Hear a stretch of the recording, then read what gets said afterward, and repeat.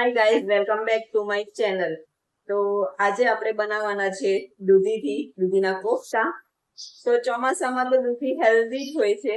એમ તો બધા સિઝનમાં હેલ્ધી હોય છે, પણ આપણને થોડું દૂધી ચણા અને દૂધીનું શાક ખાઈ ખાઈને કંટાળી ગયા હોય તો તમે આજે નવી રેસીપી ટ્રાય કરજો. નવી તો નથી, પણ એનું ન્યૂ વર્ઝન છે દૂધીના કોફતા. તો ચલો આપણે હવે દૂધીના કોફતા બનાવીએ. ચોમાસાની સીઝન આવી ગઈ છે એટલે ચોમાસામાં તો વેલાવાળા જ શાકભાજી ખાવાના હોય. તો આ છે દૂધી અને દૂધીના બનાવીશું આપણે કોફતા. તો એની પહેલા આપણે દૂધીને આ રીતે છોલી કાઢીશું. હવે આપણે દૂધીને કદ્દુકસ કરી નાખવાની છે, એટલે કે છીણી નાખવાની છે. તો બસ આવી રીતે જ આપણે બીજી બધી આ જે બે દૂધી છે એને છીણી કાઢીએ. આપણી દૂધી કદ્દુકસ થઈ ગઈ છે. જો આ બે દૂધી છે. દૂધીમાંથી એક્સ્ટ્રા પાણી કાઢવા માટે આપણે આવી રીતે કોઈ બી કાપડ લઈ લેવાનું, ગળણા જેવું.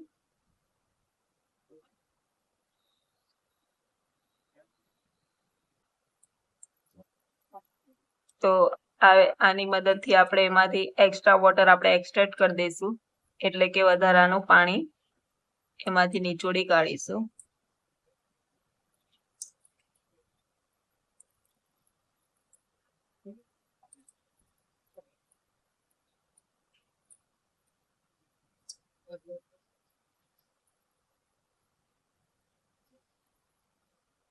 એવું કઈ તો જો દૂધીમાંથી આપણે મોસ્ટ ઓફ પાણી કાઢી નાખેલું છે. તો લસણ અને મરચા સાથે આપણે એમાં કાલી મિર્ચ એટલે કે મરી અને જીરું પણ વાટી લેવાનું છે. આપણે આ દૂધી છીણેલી છે એમાં કોથમીર નાખી દઈશું. તો આપણે જે આદુ મરચા અને લસણની પેસ્ટ છે તે નાખીશું, એટલે કે વાટેલું. હવે આમાં સ્વાદ અનુસાર આપણે મીઠું નાખી દઈશું.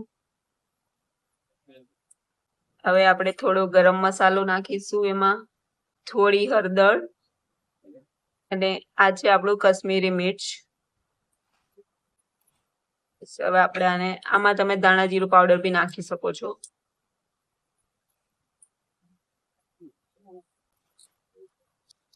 બધા મસાલાને સરખી રીતે મિક્સ કરીને પછી આપણે બેસન નાખીશું એમાં.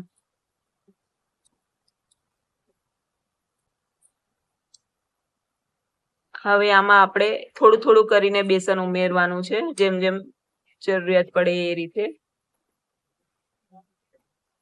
તો આ આપણે દૂધીના કોફતા બનાવાય એટલે કે બેસન એટલું નાખવાનું કે એના કોફતા બની રહે.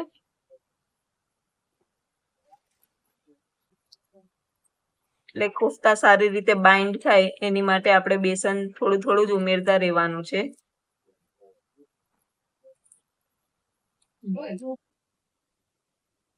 તો આ દૂધીના કોફતા છે એટલે ગોળ ગોળ તો નહીં થાય, એને આવી રીતે જ આપણે મૂકવા પડશે, કેમ કે દૂધીનું પાણી આપણે ગમે એટલું કાઢીશું તો બી એમાં મીઠું ઉમેરાશે એટલે એ પાણી છોડતી જ રહેશે. એટલે બને ને એટલું દૂધીમાંથી પાણી કાઢતું જ રહેવાનું.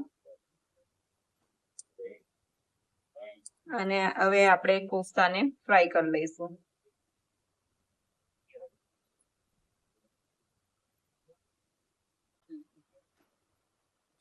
તો કોફતાને આપણે ગોલ્ડન બ્રાઉન થતા સુધી ફ્રાય કરવાના છે.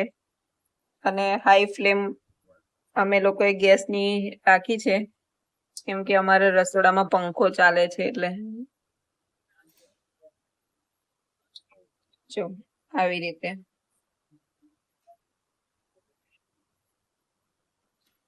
આટલા ગોલ્ડન બ્રાઉન થવા દેવાના. આપણા અહીંયા બધા કોફતા ફ્રાય થઈ ગયા છે. તો હવે આપણે કરીશું ગ્રેવી માટે તૈયારી. તો આપણે 3 ટામેટા, 4 ડુંગળી, લસણ, આદુ બધાની આપણે આ કાઢ્યા છે. આપણે તેલ ગરમ થાય એટલે એમાં જીરું ને રાઈ નાખી દેવાની. રાઈ ને જીરું તતરી જાય એટલે આપણે એમાં લાલ મરચા નાખી દઈશું સૂકા. અને હવે આપણે લસણ ને આદુ થોડું વાટેલું છે પેસ્ટ એ બનાવી એમાં હતી ડુંગળી ઉમેર્યું છે. ટામેટા વાળી, એ ઉમેરી દેવાનું છે વઘારમાં.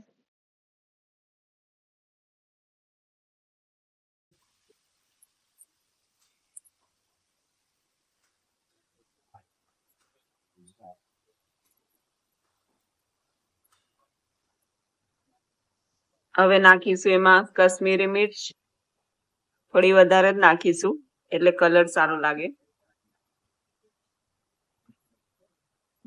હવે નાખીશું આપણે ધાણા જીરું પાવડર. મસાલા તમારે તમારા હિસાબથી નાખી લેવાના, જેટલું બનાવતા હોય એ રીતે. હવે નાખીશું ગરમ મસાલો અને હળદર. મસાલાને આપણે સરખી રીતે મિક્સ કરી દઈશું અને પકાવવા દઈશું જ્યાં સુધી મસાલો તેલ ના છોડ દે ત્યાં સુધી.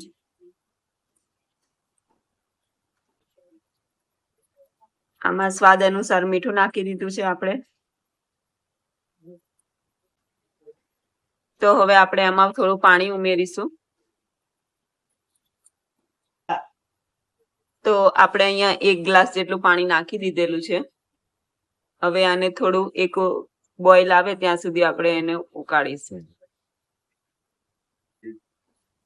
તો હવે આપણી ગ્રેવી ઉકળી ગઈ છે એટલે હવે એમાં આપણે જે દૂધીના કોફતા બનાવ્યા હતા એ એમાં નાખીશું.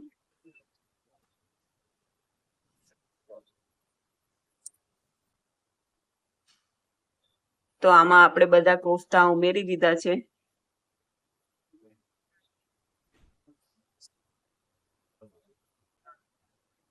તો ગ્રેવીમાં કોફતા નાખ્યા પછી આપણે એને 5 થી 7 મિનિટ સુધી આપણે એને એમાં રહેવા દઈશું, એટલે કે ઉકાળીશું. આ આપણે મસાલો બનાવ્યો છે. મોટી ઇલાયચી, તજ, બાદિયા અને ધાણા એ બધું રોસ્ટ કરીને એને પાવડર કરી દીધો છે. તો હવે એન્ડમાં આપણે એને આ ગરમ મસાલો જે બનાવ્યો છે એ નાખી દઈશું.